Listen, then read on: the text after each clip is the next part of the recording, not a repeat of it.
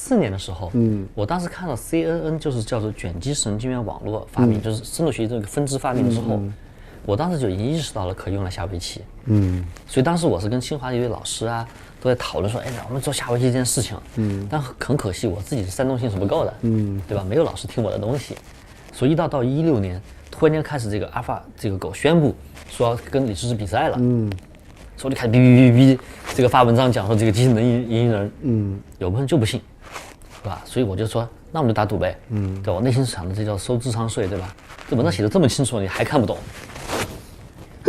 就包括当时这个头几篇赢的时候，大家讲是叫阿尔法狗中盘逆转，就是前半程下的特别烂，对吧？这什么傻棋，到后面发现越下越好。所以当时分析说，阿尔法狗到后面是下得更好了。我想不是这样的，在阿尔法狗心中一直就下得比你好，只是你看不懂，你觉得它下得烂。所以我是对这件事有足够多的这样一个理解的，所以在我自身是叫做机器和人工智能的带路党，对吧？对吧？有人抵触它，我不是的，我跟他一伙儿的。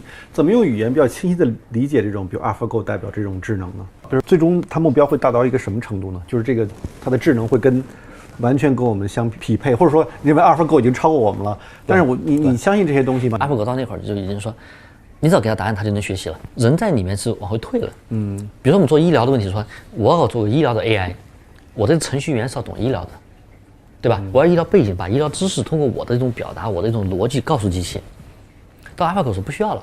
你程序员不需要懂医疗，你只要给他医疗数据库，他自己就能学会。到 AlphaGo Zero 之后的话呢，又进一步，连你历史数据都不要了。他可以自己去各种重演一部历史一样的去尝试，从什么都不会，然后一点一点的互相博弈、互相学习，最后进化到了今天它这一个机器，就重演人类2000年的这个进化。AlphaGo 原来的机器是把2000年的进化的这个结果塞进去，AlphaGo Zero 是重演一部进化。你从不担心就他们所谓想象那个可怕的那个世界，就最终机器会战胜人？我觉得我们时代来了。我记得 AlphaGo 赢了之后，我的一个工程师发短信给我，因为我之前就老在提什么人工智能、提智慧，对吧？然后他觉得做一个程序员更找到自己生命的意义了。然后我当时在大概3月8号吧，对吧？第一次赢的时候，我们就开始叫这个法定收狗的一个假，叫做狗圣日。对，看到了。狗的胜利，然后被网民有的这个调侃，有的骂，对吧？说AlphaGo你跟你啥关系？人家赢了，对吧？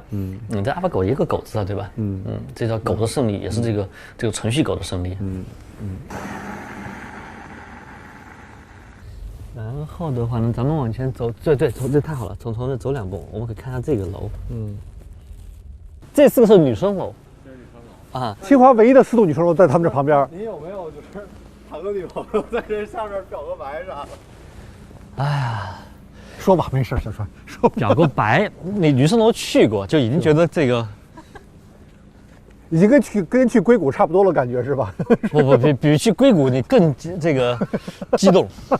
然后咱们搁这边走一下聊，你行吗？聊女生宿舍。你们这帮人这样，是我们导演素质都差，不是赖我，都你这个影响的。我那会儿的话呢，这个怎么说呢？我对女生的成绩特别看重。你对女生的成绩特别看重？对，成绩不好，这是不是我演的，那是坏人。我记得当时他们我们97级这个有他们一个校花，对吧？当时也是集训队的，你看集训队可能够聪明，对吧？然后正好是我是他的这个 mentor， 是他的导师，对吧？这个会有通讯嘛，因为我指导他，然后还给我寄照片，然后就写信，不要给我套近乎。这个北大清华不一样的，那么一身正气，一身正气，对吧？因为我觉得，因为我考核你的，对吧？你这个是不对的。还挺好看的姑娘是吗？现在干嘛去了？现在在澳洲当教授呢。也还是挺厉害的，人家是吧？而且是最年轻的正教授。那这是副教正教授的，对吧？再见面什么感觉？挺好玩的吧？然后到清华来，他就找我，吓得我就不敢回宿舍。什么时候的事儿啊？那我大二了，对吧？为什么害怕呢？那比如说，我那个陈楠，我那个书呢？对，啥书啊？就是你现在看到这是什么感觉啊？我这很早看这本书。对，就是不是就是大学时候看的，研究生时候是。对我来讲是很震撼的。就第一点说，我原来是用计算机的或者是数学物理的东西，只是去解决一些物理和科学的事情，但突然间你发现用理性的东西去分析这个一个人文的东西，就是社会背后它有它的这种规律，它有它的美，你可以观察它，它的现象背后是有它必然存在的这样一套逻辑的，就把这样一个我们原来是不敢去碰，或者说是这种觉得特别跟理性没关系的事情，开始慢慢纳入到了一种这种理性的思考框架里去，你一样能看到它的过去怎么样，它的未来怎么样，对吧？所以我觉得这本书对我讲是启蒙性的，它打开了我对社会的认知，知道什么叫社会学了，就这个社会对你之前理解那些科学的世界之间的这种更直接的冲击是什么呢？有吗？你可以用科学的方法或者用理性去认知更大的一个世界。就平时我们看的东西来讲的话呢，计算机01的代码生成一个程序，对吧？那还是只是这个它被限制在了一个计算机里面。但是我们周围接触人，周围接触事儿，它背后都有规律。说我突然发现一个你不可预测的一个这种不确定或者你没法去认知的东西，开始慢慢呈现出它的一种规律来。这个后来我上大学很吃惊的一个事儿。这个孙悟空是不讨女孩子喜欢的。猪八戒讨喜欢的，我说这个啥情况？这个一个又懒，对吧？那本事又不大的东西，他为什么会这样呢？所以你会真的只有你看到其他东西都反他之后，你才发现说这世界不是唯一的一个选择。那你说你读到这个，你说对这个《西游记》孙悟空、猪八戒的解释之后，那对你的现实行为会有修正吗？会有什么样的改变吗？你只是觉得很意外？意外啊！对，怎么居然会这么想问题？就是女孩子会喜欢猪八戒这事情。你还需要再过好多年，你才能真正去领悟这件事情，逐渐的一个过程。对，很多时候真的是事后你发现这个世界跟想的不一样，对吧？我印象比较深刻的事情的话呢，最早有2个公司或者2个业务让我就处于很震撼，一个叫做好123，对，你说，对，我知道，我记得那一个福建小伙子做的是吧？对啊，因为当时在搜狐里面觉得搜狐就是宇宙中心了，所以当时好奇，你想看用户从什么地方来到搜狐，一查日积计算，大概有1/3的搜狐用户是来自于叫好123的。我第一反应就是算错了，这东西没听过，什么东西啊，对吧？那打开它一看，哇，密密麻麻都是网址，对，丑陋无比。你就觉得是病毒吗？是什么搞错了吗？然后只有旁边一个小兄弟，这个一个编辑走过去，对吧？说这个我知道啊，好123嘛，就我们老家都用它。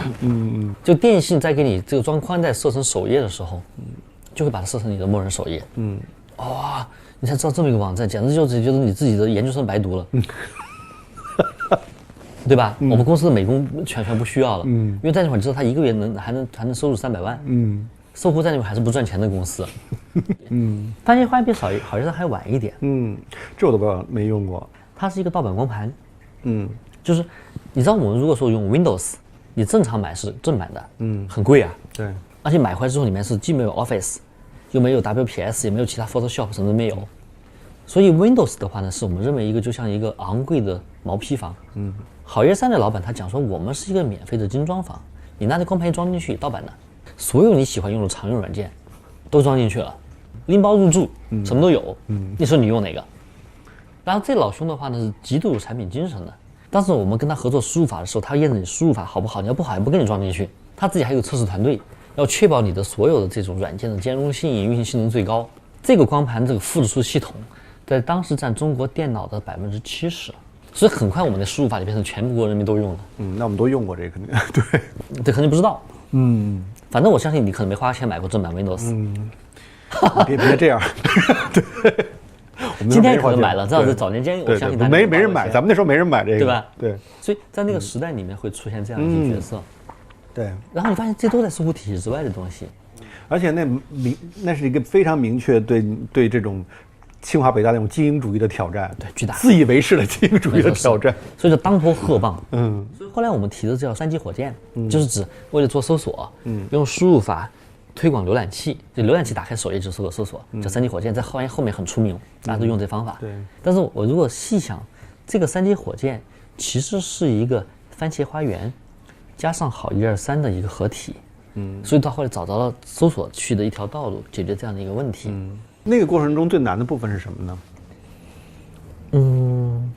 最难的问题是说要说服张朝阳，要让他的这样的认知能够去接受这样一种跟他原来想法不一样的东西。但说服的技巧是什么呢？对于还有技巧我早就说服了，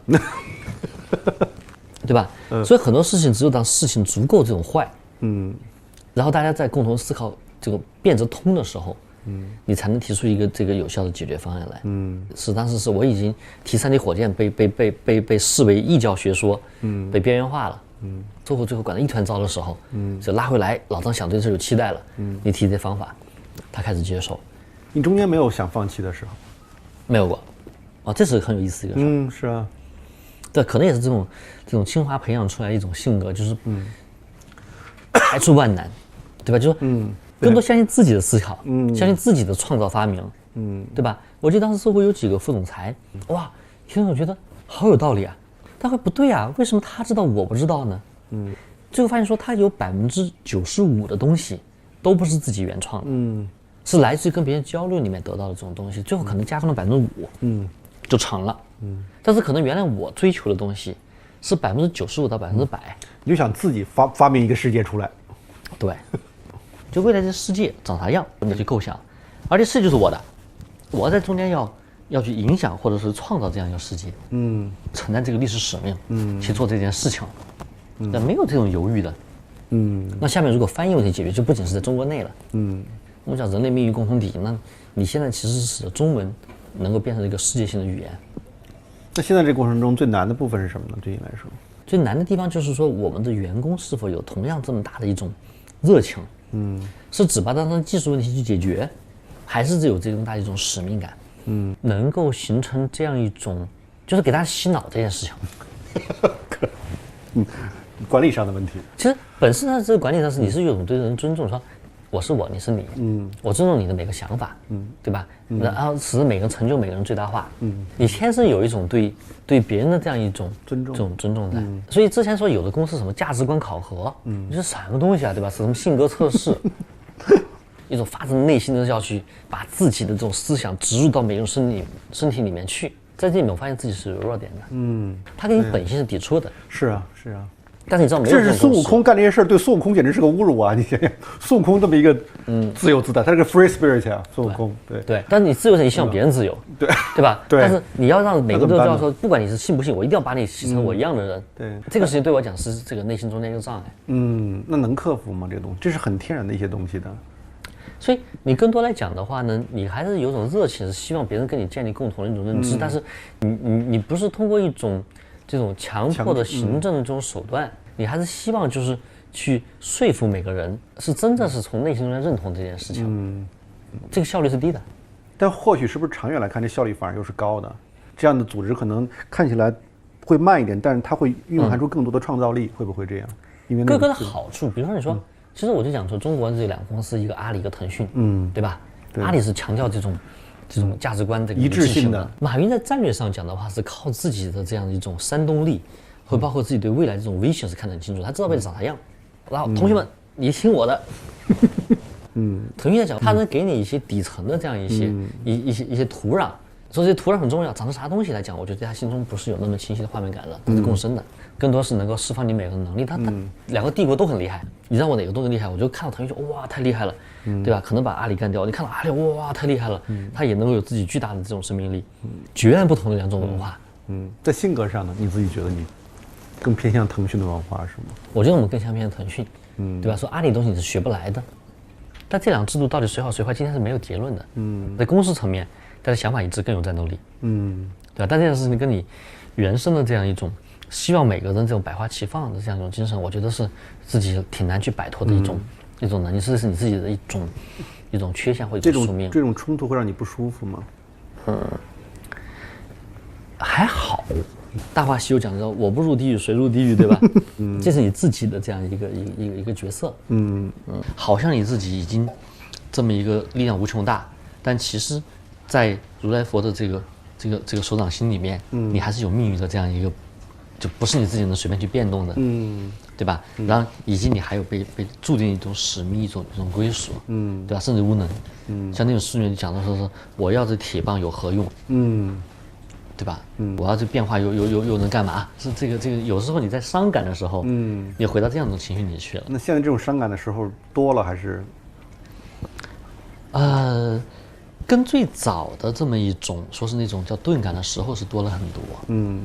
偶尔伤感一下，但是我认为这东西是一种文艺范儿的东西吧，是一种生活调剂品。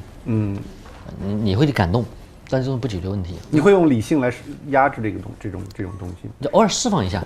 就当你释放时，也是一种很美的事情。就像我们经常去这种文青这种，对吧？去突然觉得世界长这样，然后我们去玩游戏，我们去看电影，其实都是这样一种东西，它是不真实的。所以后来在我的这个手机里面，我有很多分类的。我把我的各个应用装在里面。其中比如有一类叫做太虚幻境。什么东西是你给我说说什么是太虚幻境？比如说视频的东西，音乐的东西，然后像一些小说的东西，它不是人物历史传啊，就是那种非事实的东西，非事实东西在里面。这个基础，但是这种非事实它会让人产生一种故事性，让一种真的你就像毒品一样进去之后，你会有一种体验，一种美好的东西的。但情感难道不是最真实的东西吗？这话没法证实，就当你讲这句话的时候，就是不可证明、不可证伪的一件事儿。Technology develops, and as generative AI develops, we will be transcending the messy, contentious, pluralist human projects and arriving at a kind of singularity where perhaps our minds will meld with machines.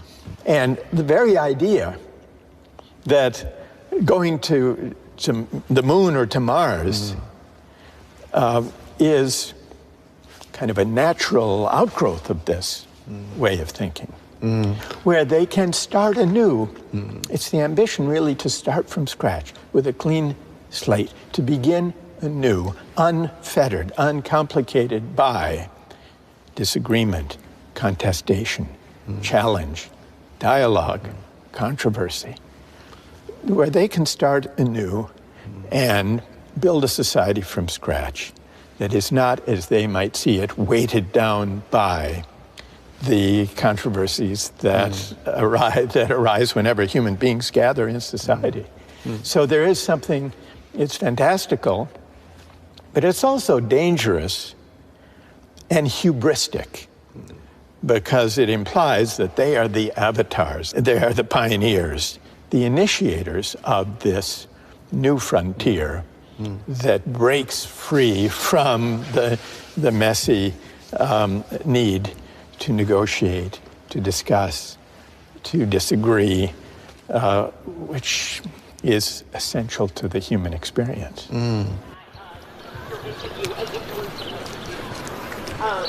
And the questions, like your questions from Q&A, what do you think? 我啊，8月来的，都快结束了是吧？对，6月结束1年。我们进来吧。而且你是哪天到的？前天刚到。所以还有时差吧？有现在。如果从他第一本书一直到现在，这40多年过去了嘛，你觉得他身上一以贯之的这个逻辑，或者他的一个对世界理解的方式、视角是什么呢？他有一些东西是没有变，他认为，公共精神，对于个人和对于一个国家或者民族或者世界的政治都是特别重要的。所以公共性就是大家要商量，不能有些事情那么独断的来做。就是通情达理，就 reasonable。你不能有一个说我们发现了一个法则，这个法则，无论是你是用政治上的那种规约教条也好，或者市场上的教条也好，你都得想想在各种不同的情景下它会怎么样。它是不是在有些地方可以转变，可以变通。它是应该不断的被检讨的。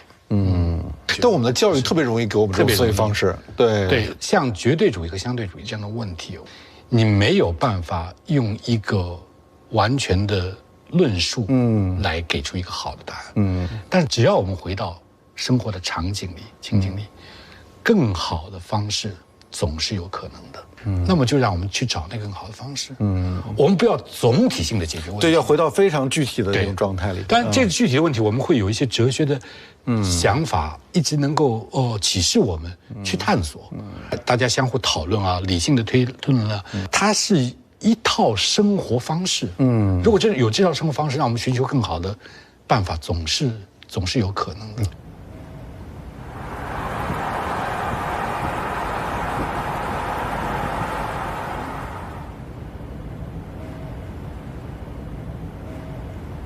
So could you imagine maybe in the coming years, everyone has said here to emigrate into the metaverse. Yeah. What should philosophy do, thinker do in that new era? Take the goggles off. Yeah. That's what philosophy should do, take the goggles off. So it would be the mission of philosophy in a metaverse, if it ever came to be, would be to try to take or persuade people to take those goggles off, to imagine a world in which the line between what's virtual and what's real blurs to the point of vanishing. And here's the question. Would such a world be recognizable as a human world? A world in which we had lost even, where we no longer cared even to ask the question, how to locate the line between the virtual and the real. And I think the deepest threat in human terms posed by the age of AI is that we will confuse virtual community and connection with the real thing. And that would represent a great loss.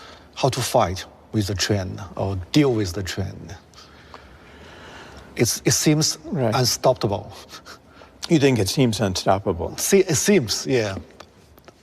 I'm and not why, sure. Well, it's worth asking, in figuring out how to stop it, it's worth asking why it seems unstoppable. Why do you think? Because too less true debate and, discussion about it. Most people just follow the trend. Right. Yeah. But if I could feel and believe the connection I have through my phone, scrolling and swiping and texting and posting, that connection to people half a world away is the same as valuable as my personal connections to family, friends, neighbors, classmates. Yeah. What would you say to them? I don't know. Why would that represent a loss, I guess is what I'm asking. Why would that represent a loss? I'm curious about too, because, my phone. Yeah. It's the most intimate things we have. We touch intimate. Very intimate. Right. You spend more time with it. Yeah. Yeah. And even you, through the social media, you talk with so many people. I think sometimes, even most time, because from live different places, we through it, but still feel kind of very intimate. Yeah. The similar with me. Intimate. Face to face. Right. So it's a new community. But I'm not so sure about it's less important than the more concrete communities before or the similar. I'm so confused about it. So how to understand it, the change? Yeah. Yeah. Yeah. Well, and let me ask you this question. Since we're talking about intimacy. Yeah. Intimacy is an important aspect of this. Yeah. There are now AI-equipped devices, little robots, that you can buy. Let's say you have an aged parent or grandparent who's living alone, maybe in a nursing home, and who's lonely. And you visit them from time to time, but you can't be there every day. You can buy one of these robotic companions, and the robotic companion will carry on a conversation with your loved one, your grandmother, let's say, and let's suppose that your grandmother comes to regard that robotic, AI-driven companion as a friend, as an actual friend, sharing intimacies, asking advice. And suppose that this relieves the loneliness of your grandmother and makes her happier. She considers this her friend. Would that bother you, or would you welcome that? Welcome. You would welcome It it. doesn't bother me. Yeah. It doesn't bother you at all. Maybe not at all. Maybe a little, but I accept it. You would accept it, Yeah, but yeah. what's the little that bothers?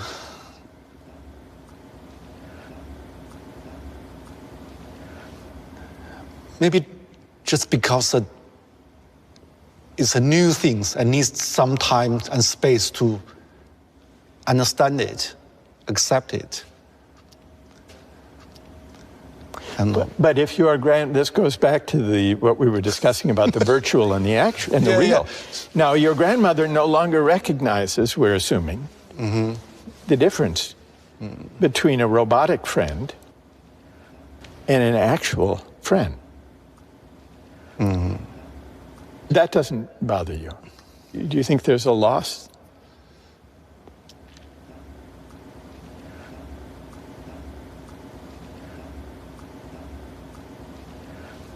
I think the new friend, the toy, is friend of her.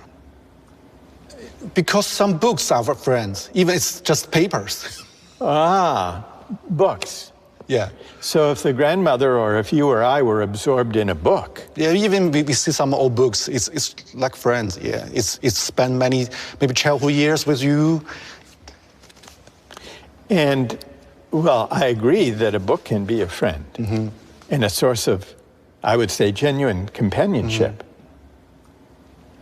But does it matter that when I'm reading a book and absorbed in a book,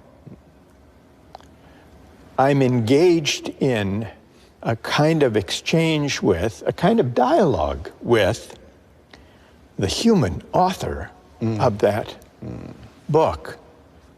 Whereas when your grandmother is spending her day conversing with the robot, she isn't. We talk about Socrates, Plato, even it's 2,000 years ago. Yeah. Still can be your friend. Yes. So why not the toy? Why not the toy? Yeah, why not?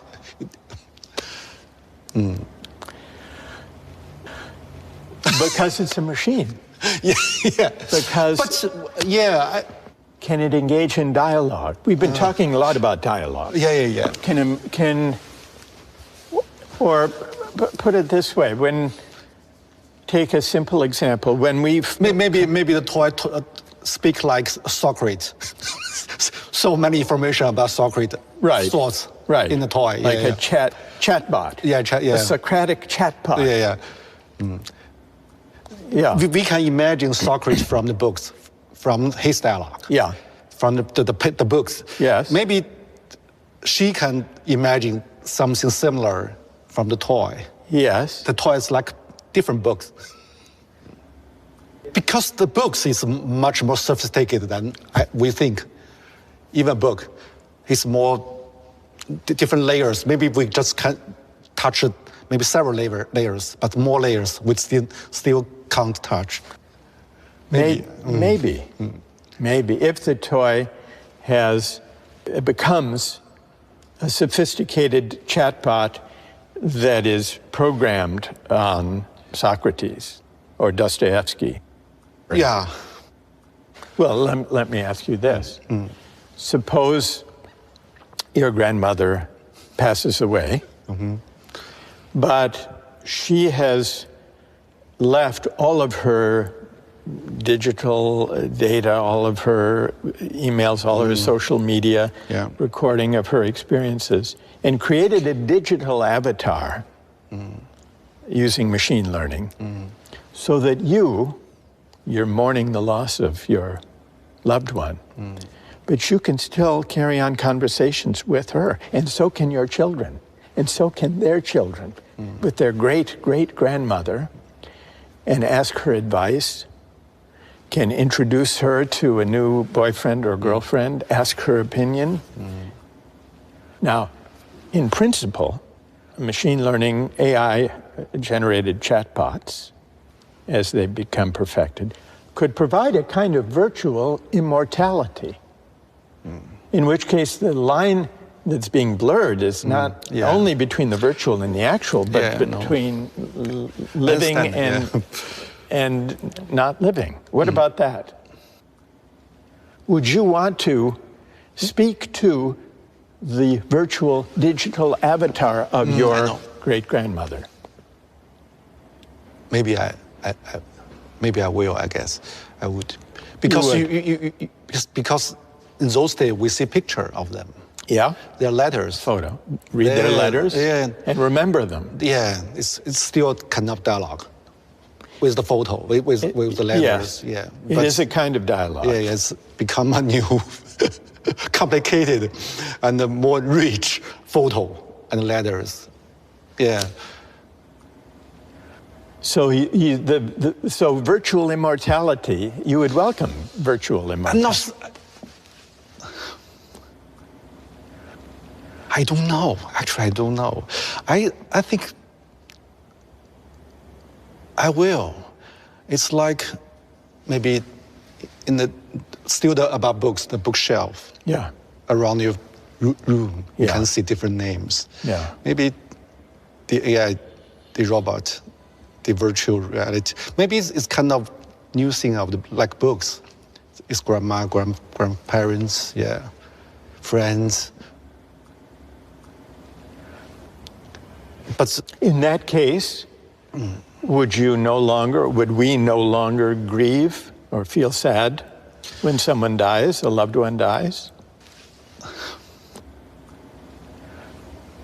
Sure, we have. But why? If we can continue to know them and speak to them and be with them, then why should we even grieve their passing? But I think we still can see the very thin line of the different part. That's still a line. The thin line. Yeah, I think. I don't know. I think. And if we no longer could even find the line, would that be better?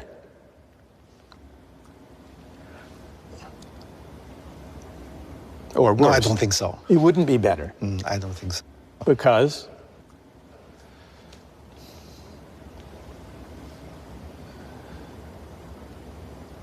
If we human being can't feel loss, maybe part of us will disappear.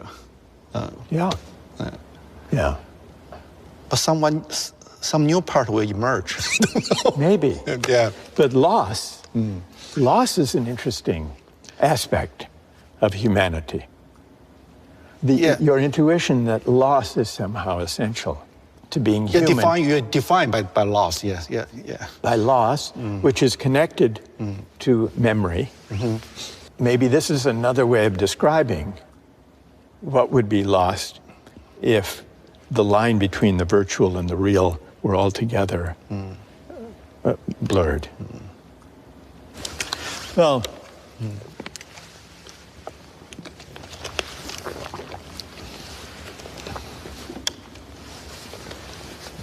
so what can we do? So, what's your choice? The same question. What's your choice? I think there would be a loss. Will you accept it? I mean, but would I go to speak to the virtual avatar of my grandmother? Maybe as a curiosity to see how the machine worked, but not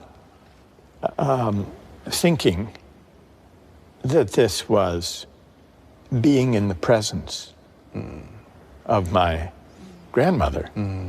In fact, the idea of human presence and why it matters is one of the most important questions posed by new technologies and AI.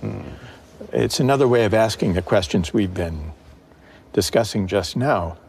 What is there about human presence that matters? I've thought about this in connection with teaching because, as you know, we did an experiment some years ago and filmed and put the justice class online. Yeah. And we did it as an experiment. We did it to show that higher education should be a public resource, not just a private privilege. We had no idea what would come of it. We certainly didn't imagine that tens of millions of people would want to watch it, which is what happened, to watch lectures about philosophy. But it did raise the question then about what am I doing here in Sanders Theater at Harvard? If people can watch online, is there a difference between attending a class or a discussion or a dialogue virtually, online, and in person? And now it may depend on the subject.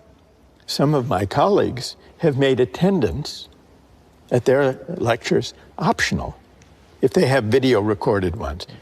They say, well, you can watch it and get the content. You can learn the information from the lecture.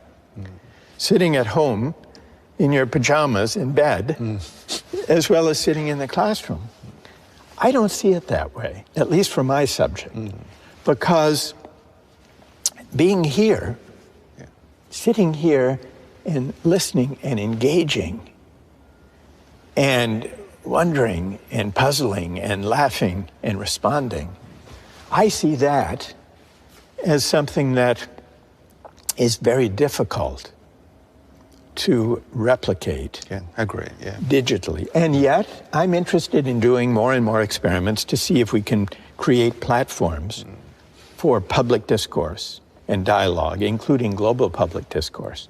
I think we should explore that, in part because if we don't do it deliberately, then this entire technological apparatus and social media will simply be what we have today, which is a highly polarizing, mind-numbing, commercially driven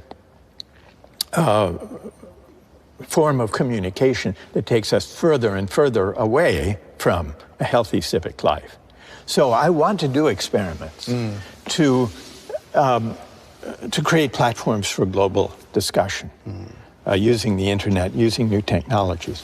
But I don't think it will ever be possible fully to replace the human presence that learning at its best and dialogue at its best requires. But do you think that's just a traditional old-fashioned view, maybe? I agree. I totally you agree with that? But but it's paradox because you mentioned in a classroom, in the theater. Yeah. You mentioned that in one interview said, in Beijing, a taxi driver told you he watched your video. He told a colleague of mine. Yeah. You know, maybe for the Beijing taxi driver, for that moment, even very long distance from here, but he feel so intimate with your point of view, maybe more than the student here. Maybe. Yeah. Well, this was a thrilling, when I heard this story, that a Beijing taxi driver had been watching my lectures on justice. And he said his family was watching with him. This, for me, this single story was a reward, one of the greatest rewards I've experienced since we did this project. And so I think it's important to use technology to open access and to promote discussion and learning and mutual learning, and to try to go further to create back and forth dialogue, not just diffusing material, but enabling people to discuss across great distances. And yet, if that were all there was to human connection, then I think we would lose something. I think we would lose something. In fact, I would go further.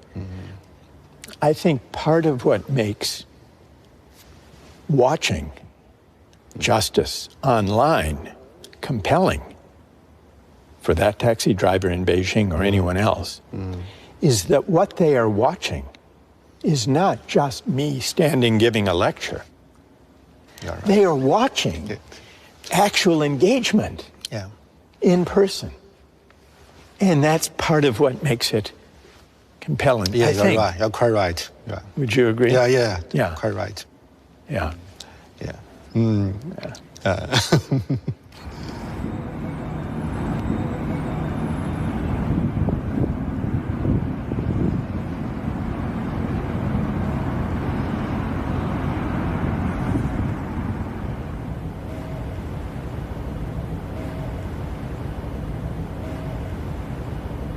Even though it holds about 1,000 people, it feels intimate. Do you see what I mean? Yeah. Because it's banked, and people who are speaking can see one another. And it feels intimate. It feels like a seminar almost. Yeah. And that's what I love about it. What kind of role the intimacy played in the thinking? I mean, in the debating. I mean, how important it is. It's very important because it allows for dialogue. What the intimacy creates is a sense of community and gradually building trust, where people can disagree with one another, but still with civility and mutual respect, and learn together. That's really the idea, to learn together. I'll put a question to students, and it's a kind of journey together. But there's no guarantee that the student who raises her hand or his hand will offer the argument or the idea that I'm expecting. Sometimes the unexpected can lead in very interesting directions. Other times, less Sometimes so. like chaos. Well, yeah, sometimes chaos to emerge. So which part is most difficult? I mean, it's a journey. Sometimes journey is boring. Sometimes journey is very exciting. Sometimes dangerous. Yes. Well, the most dangerous, that's the easier part to answer. The most dangerous moments, but in some ways the most important moments, are the ones where the questions we're discussing come closest to the personal feelings and convictions of students. And those are the dangerous moments, but they can also be the most revealing and clarifying moments. What I try to do when I teach is to bring philosophy down to earth, to show students how they have a stake in what famous philosophers of the past have written. Philosophy does not only reside in the heavens, far beyond the world in which we live. It inhabits the city. It informs our everyday life.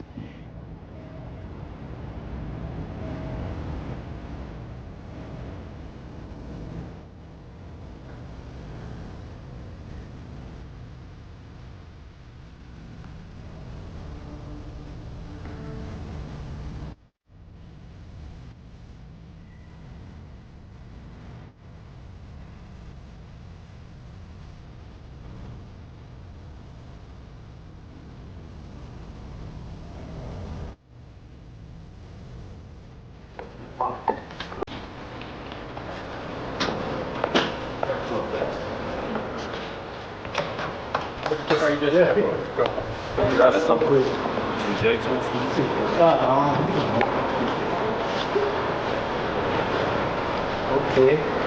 See you next time. Okay. Okay. All the best. Okay. Thank you so much. See you. Take care. Bye bye. Bye bye.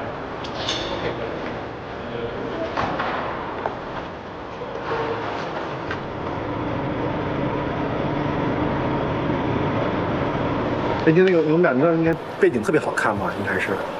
我回去好好练练英文，我英文不行。你昨天不是刚说过不练了吗？就专注自己的事儿吗？就今天可能觉得练英文也是自己的事儿。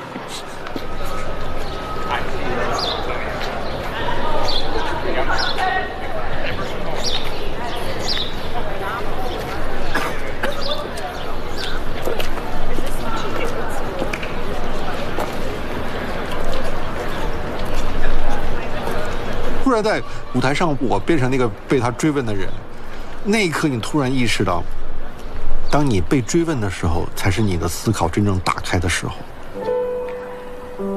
你会被迫调动起你所有的感受去回答他的问题，而且是那种更精确式的询问，你不可逃避式的询问。因为我觉得我总是经常在拐弯抹角逃避一些事情。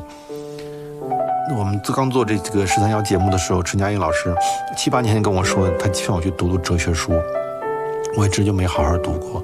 这次在哈佛，我真正产生出想去好好读哲学书的冲动。那现在我也觉得桑德尔在埋各种各样的种子，这些种子也肯定在某一个时刻破土而出的了。